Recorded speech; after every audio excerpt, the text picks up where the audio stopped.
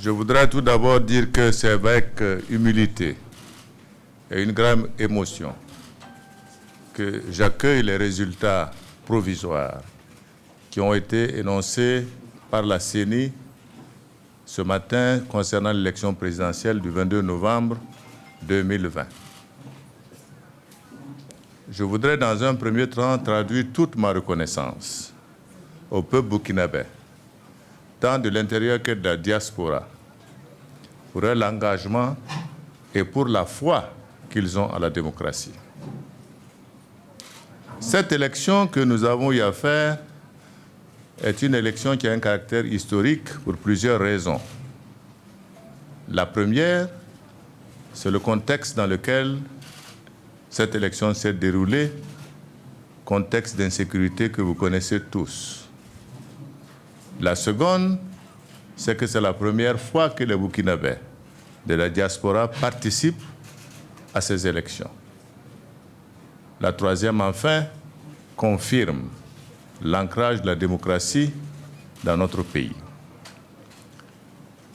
Je voudrais profiter de l'occasion que vous me donnez pour saluer tous ceux qui ont participé à cette élection présidentielle, parce que, comme je l'ai dit dès le départ, à l'ensemble de ces candidats, j'ai un profond respect pour leur engagement et pour les différents programmes qu'ils ont déroulés durant cette campagne. Je voudrais les féliciter de leur participation, de leur engagement sur l'ensemble du territoire national et du fair play qui a été constaté tout au long de cette campagne.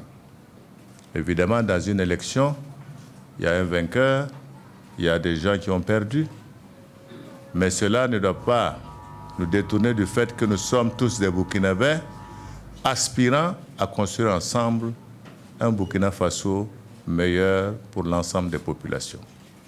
C'est pourquoi je dis que je mettrai tous mes efforts pour que dans la concertation permanente, dans l'échange effectivement que nous pourrons avoir, nous puissions ensemble travailler à la paix et au développement de notre pays.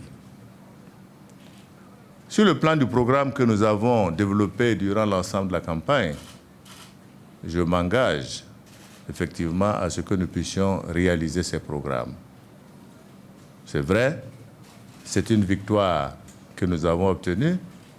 Il y a de la joie, effectivement, que nous avons au cœur, mais c'est également une responsabilité importante, celle d'être le président de tous les Burkinabés sans exception.